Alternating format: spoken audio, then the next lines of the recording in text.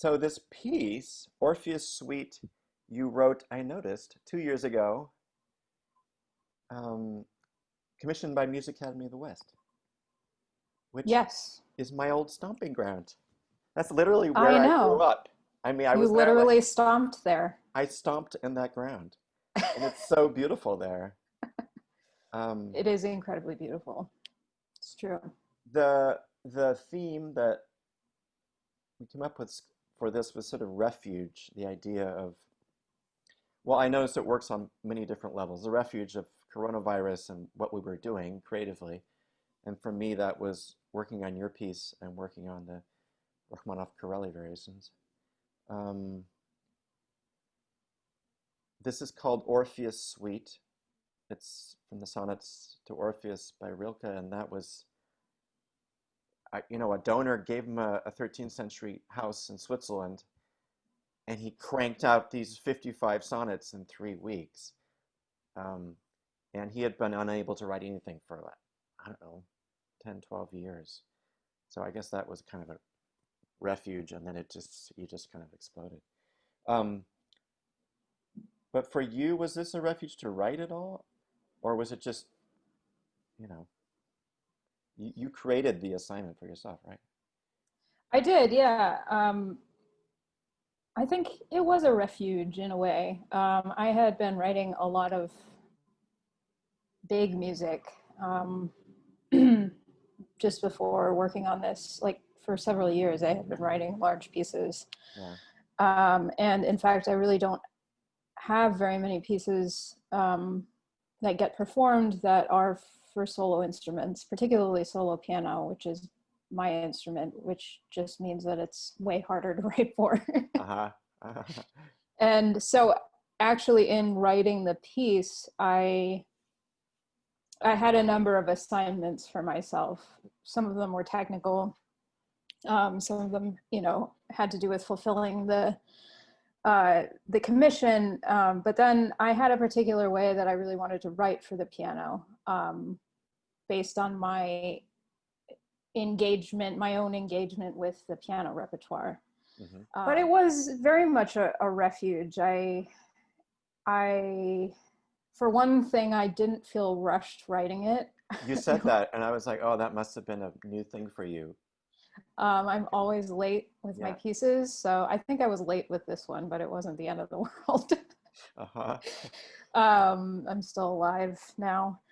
Um, and so I just was able to, really refine everything to the degree that I wanted it to be refined. And so I felt really solid when I turned the piece in, and that was a breath of fresh air for me. Spent some time on.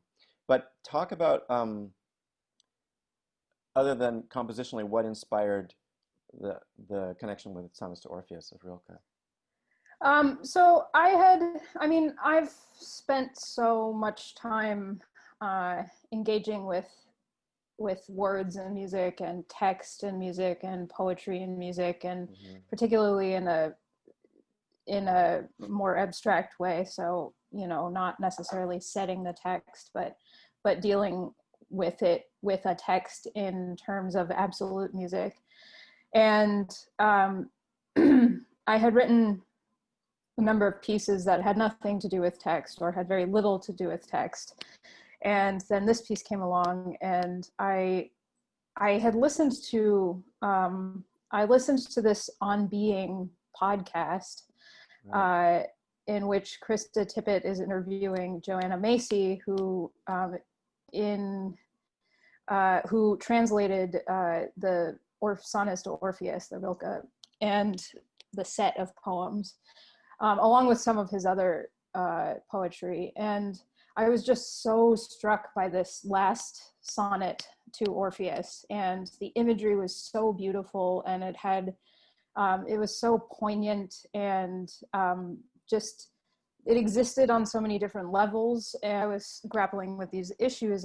This podcast and this recording of Joanna Macy reading her translation of the poem kind of hit me in the face.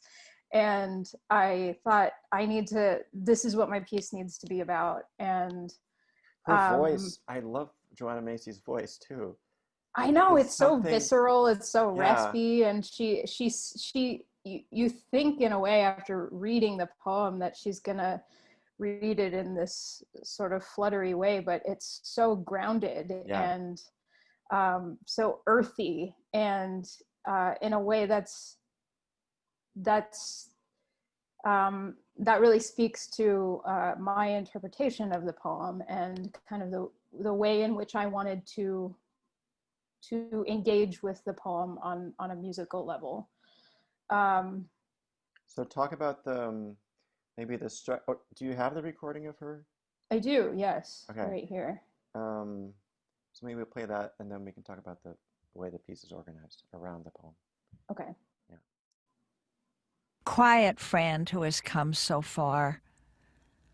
Feel how your breathing makes more space around you. Let this darkness be a bell tower, and you the bell. And as you ring, what batters you becomes your strength. Move back and forth into the change. What's it like, this intensity of pain? Ah, if the drink is bitter, turn yourself to wine. In this uncontainable night, be the mystery at the crossroads of your senses, the meaning discovered there. And if the world shall cease to hear you, say to the silent earth, I flow, and to the rushing water speak, I am.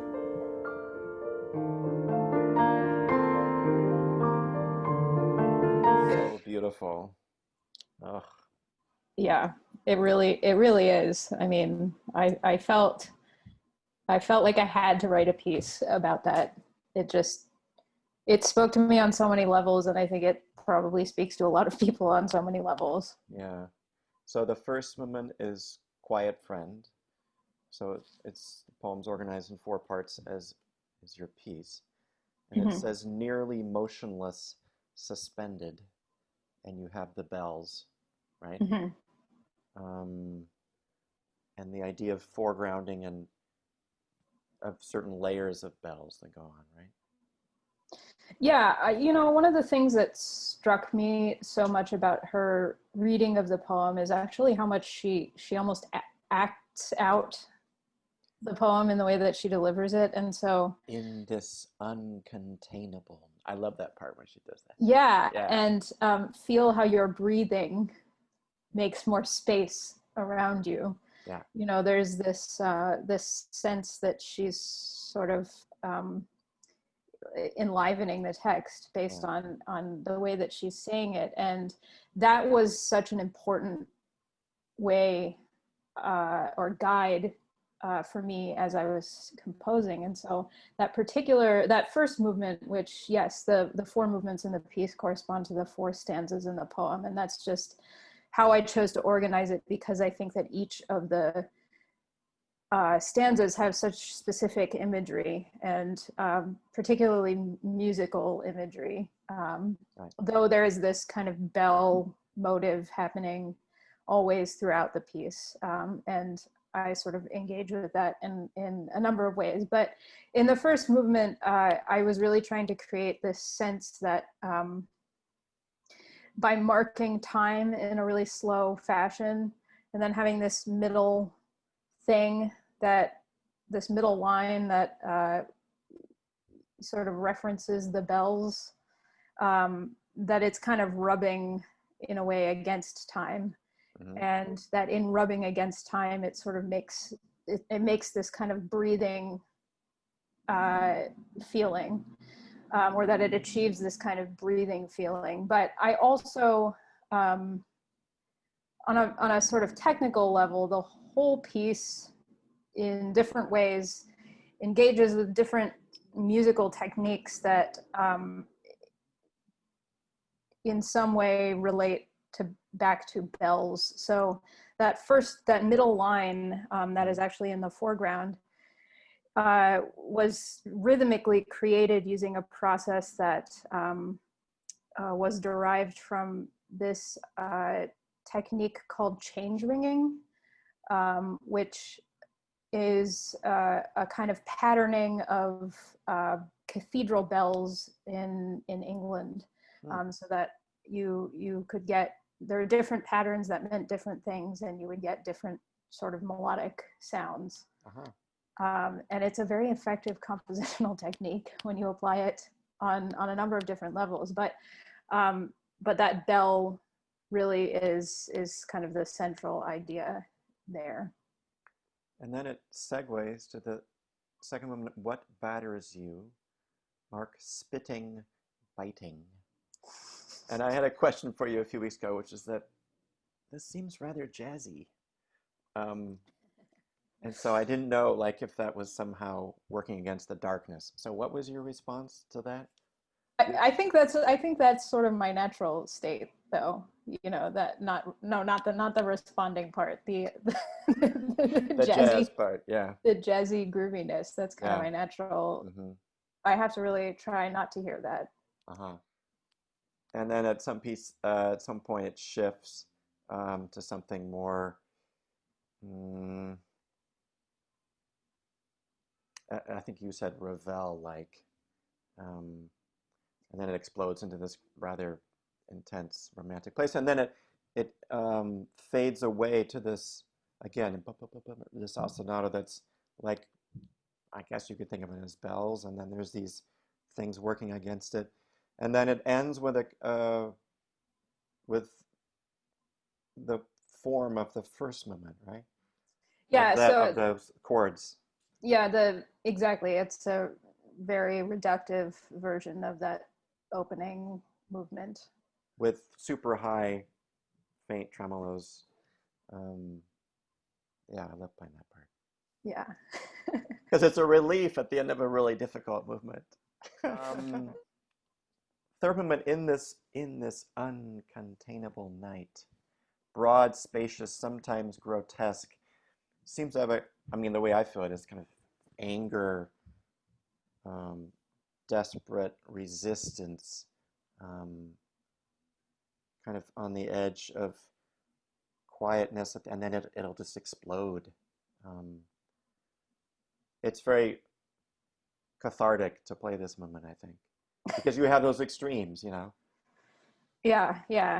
I was going for that. I mean, in a way, the third movement is actually the only movement of the four movements that was purely intuitively composed, and so I don't know, maybe that says something about my state of mind. That you were only allowing yourself to do that once, or what? No, just the juxtaposition of this, you know, like, right. Oh yeah, right. A certain sense of terror that I associate with the night. But then also this extreme sort of fragile beauty. Right. And so that's the imagery I was working with. I can't imagine the last movement being anywhere else but last. I mean, it's an unusual ending, but the feeling of flow, and that when I heard the piece the first time, I was like, so wow.